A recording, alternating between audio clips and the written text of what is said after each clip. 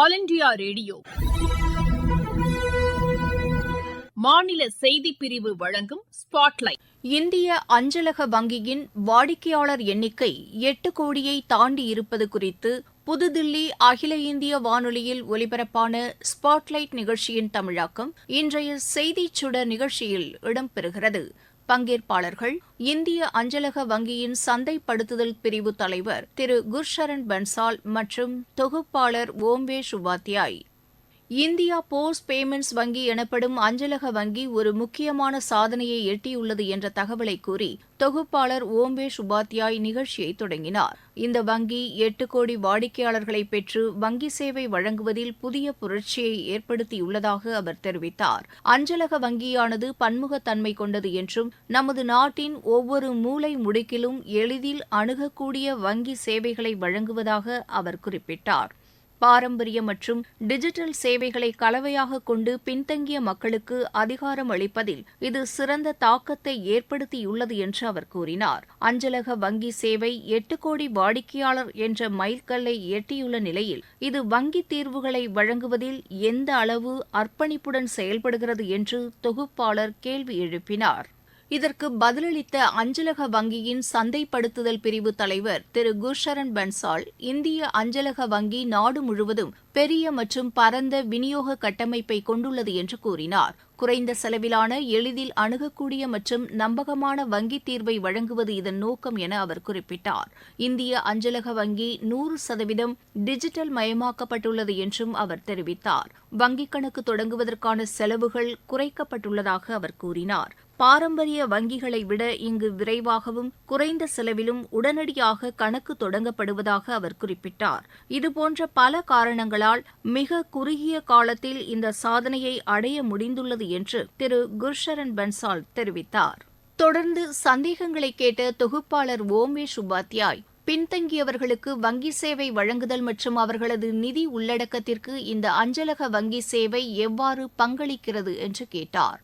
இதுகுறித்து விளக்கம் அளித்த திரு குர்ஷரன் பன்சால், பொதுவாக கடைக்கோடி நிலையில் உள்ள பின்தங்கிய மக்கள் வங்கி சேவைகளை பெறாதவர்கள் பலர் இருந்ததாக கூறினார். அவர்களுக்கு வங்கிக் கணக்கு இருந்தாலும் வங்கிகளின் இருப்பிடம் நீண்ட தூரத்தில் இருப்பது, படிவங்களை நிரப்புதல், ஏடிஎம் அட்டையை பயன்படுத்தி பணத்தை எடுப்பது போன்றவை அவர்களுக்கு சில நேரங்களில் சிரமமாக தெரிவதாக அவர் கூறினார்.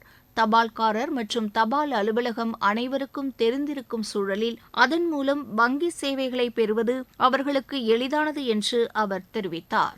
நிதி உள்ளடக்க தீர்வுகளை வழங்குவதில் தபால் துறை மிகவும் திறம்பட செயல்படுவதாக திரு குர்ஷரன் பன்சால் கூறினார்.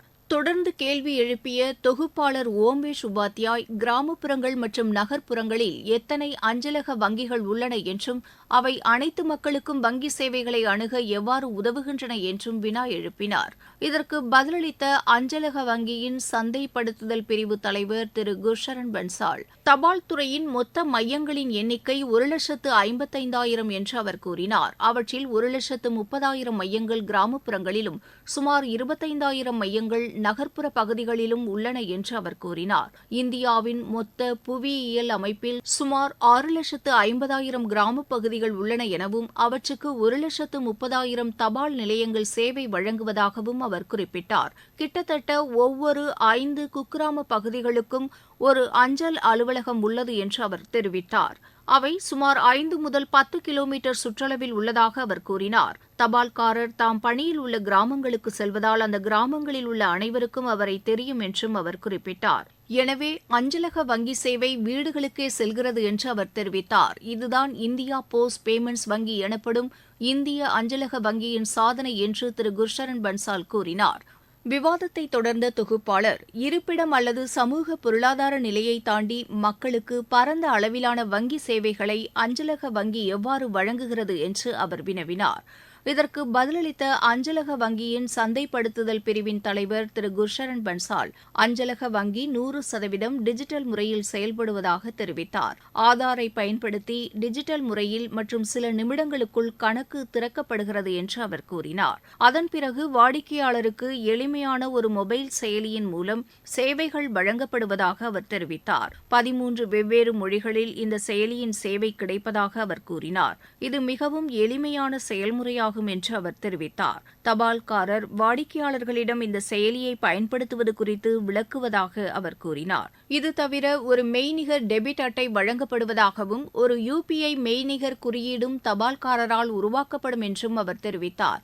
இதை மிக எளிதாக உருவாக்கி பணம் செலுத்தி வங்கிக் கணக்கை இயக்கலாம் என்று அவர் கூறினார். இது தவிர பல்வேறு பிற சேவைகளும் தபால்காரர் மூலம் வீடுகளுக்கே சென்றடைவதாக திரு குர்ஷரன் பன்சால் தெரிவித்தார். தொடர்ந்து கேள்வி எழுப்பிய தொகுப்பாளர் ஓம்பேஷ் உபாத்யாய் மொழி தடைக்கு தீர்வாக இந்திய அஞ்சலக வங்கி 13 மொழிகளில் உள்ளுணர்வு இடைமுகங்களை அறிமுகப்படுத்தியுள்ளதை சுட்டிக்காட்டினார். இந்த நடவடிக்கை எவ்வளவு முக்கியத்துவம் வாய்ந்தது என்று அவர் கேட்டார். இதுகுறித்து விளக்கமளித்த திரு குர்ஷரன் பன்சால், இது மிகவும் குறிப்பிடத்தக்க முக்கியத்துவம் வாய்ந்தது என்றார். எங்களது கிராம அஞ்சல் பணியாளர் பயன்படுத்த இது மிகவும் எளிதானது என்று அவர் தெரிவித்தார். 13 மொழிகளில் ஒரு மைக்ரோ ATM பயன்பாடும் 13 மொழிகளில் வாடிக்கையாளர் விண்ணப்பமும் கிடைக்கிறது என்று அவர் கூறினார். எனவே மக்கள் மற்றும் கிராம அஞ்சல் பணியாளர் இந்த செயலியை எளிதில் பயன்படுத்த முடியும் என்று அவர் தெரிவித்தார். மக்கள் இதை மிகவும் பாராட்டுவதாக திரு குர்ஷரன் பன்சால் கூறினார். விவாதத்தை தொடர்ந்த தொகுப்பாளர் ஓம்பேஷ் உபாத்யாய், நமக்கு தெரிந்த மொழியில் நமக்கு மிகவும் வசதியான முறையில் உள்ள சேவையை பயன்படுத்த முடிவதால் 8 கோடி வாடிக்கையாளர்கள் இணைந்துள்ளதை சுட்டிக்காட்டினார். அந்த வகையில் அஞ்சலக வங்கியில் புதிதாக வாடிக்கையாளராக யாராவது பதிவு செய்ய விரும்பினால் அதற்கான நடைமுறை என்ன என்று அவர் கேட்டார். நேயர்களுக்காக இதற்கான விளக்கத்தை பகிர்ந்து கொள்ளுமாறு தொகுப்பாளர் கேட்டுக் கொண்டார். இதுகுறித்து விளக்கமளித்து பேசிய திரு குர்ஷரன் பன்சால், வாடிக்கையாளர்கள் எளிதில் இதில் இணையலாம் என்றார். இதற்கென கட்டணமில்லா எண் உள்ளது என்று அவர் தெரிவித்தார். அல்லது அருகிலுள்ள எந்த தபால் நிலையத்திற்கும் சென்று எளிதில் இதில் இணைய முடியும் என்று அவர் கூறினார். வங்கிக் கணக்குகள் தொடங்குவது, பிறருக்கு பணம் அனுப்புதல், பல்வேறு கட்டணங்களை செலுத்துதல், காப்பீட்டு சேவைகளை பெறுதல், கடன் சேவைகளை பெறுதல் போன்ற அனைத்து நிதி உள்ளடக்க நடவடிக்கைகளையும் கொண்ட கணக்குகளை தொடங்க முடியும் என்று அவர் தெரிவித்தார். இந்த விஷயங்கள் அனைத்தும் தபால் நிலையங்களின் மூலம் கிடைக்கின்றன என்று கூறிய அவர், ஒரு பாரம்பரிய வங்கிக் கணக்கில் செய்யக்கூடிய அனைத்தையும் இதிலும் மேற்கொள்ளலாம் என்று திரு குர்ஷரன் பன்சால் தெரிவித்தார். தொடர்ந்து பேசிய தொகுப்பாளர் ஓம்பேஷ் உபாத்யாய், இந்த நடைமுறை இந்தியாவின் காகித பணமில்லாத பொருளாதார மற்றும் டிஜிட்டல் இந்தியா என்ற கொள்கைகளுக்கு எவ்வாறு பங்களிப்பை வழங்குகிறது என்று கேட்டார். இதற்கு பதிலளித்த திரு குர்ஷரன் பன்சால், ஒரு டிஜிட்டல் வங்கியாக இது இருப்பதால் பணம் அனுப்புதல், பல்வேறு கட்டணங்களை செலுத்துதல் போன்ற பல சேவைகளை நாங்கள் செய்கிறோம் என்றும் அவர் தெரிவித்தார். மேலும் நாங்கள் வணிகர்களுக்கான கணக்குகளை தொடங்கி அவர்களுக்கு UPI QR அட்டைகளை வழங்குவதாக அவர் கூறினார். ஒரு வகையில் இன்று அஞ்சலக வங்கி சேவையின் UPI பரிவர்த்தனைகளின் எண்ணிக்கை பெரிய அளவில் வளர்வதாக அவர் கூறினார். இதில் தினசரி அடிப்படையில் கிட்டத்தட்ட 2.5 முதல் 3 கோடி பரிவர்த்தனைகள் நடக்கின்றன என்று அவர் குறிப்பிட்டார். எனவே டிஜிட்டல் பொருளாதாரத்திற்கு எங்கள் வங்கி பெரிய அளவில் பங்களித்து வருகிறது என்று திரு குர்ஷரன் பன்சால் தெரிவித்தார். அடுத்து தமது கேள்விகளை தொடர்ந்த தொகுப்பாளர் ஓம்பேஷ் உபாத்யாய், இந்திய அஞ்சலக வங்கியின் விரிவாக்க திட்டங்கள் என்ன என்று கேட்டார். எதிர்காலத்தில் செயல்படுத்த உத்தேசிக்கப்பட்டுள்ள புதிய நடைமுறைகள் மற்றும் புதிய திட்டங்கள் குறித்து பகிர்ந்து கொள்ளுமாறு அவர் கேட்டுக் கொண்டார். இதற்கு பதிலளித்த திரு குர்ஷரன் பன்சால், தற்போது இந்த வங்கி பெரிய அளவில் விரிவடைந்து வருவதாக கூறினார்.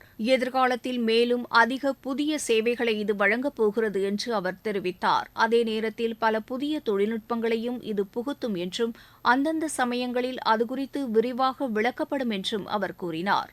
தொடர்ந்து பேசிய தொகுப்பாளர் ஓம்பேஷ் உபாத்யாய், அஞ்சலக வங்கி இப்போது 8 கோடி வாடிக்கையாளர்கள் என்ற மைல்கல்லை எட்டியுள்ள நிலையில் வாடிக்கையாளர்களின் சேவைகளுக்கு எவ்வாறு முக்கியத்துவம் அளிக்கப்படுகிறது என்று வினா எழுப்பினார்.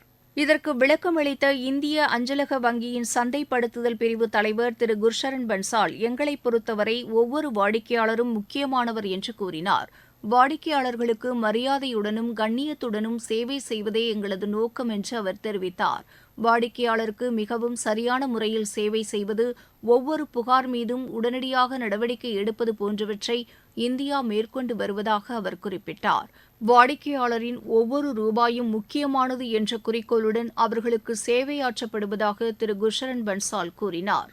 நிகழ்ச்சியில் பங்கேற்ற இந்திய அஞ்சலக வங்கியின் சந்தைப்படுத்துதல் பிரிவு தலைவர் திரு குர்ஷரன் பன்சாலுக்கு நன்றி தெரிவித்து விவாதத்தை நிறைவு செய்தார் தொகுப்பாளர் ஓம்பேஷ் உபாத்யாய். நேயர்கள் இதுவரை கேட்டது ஸ்பாட்லைட்.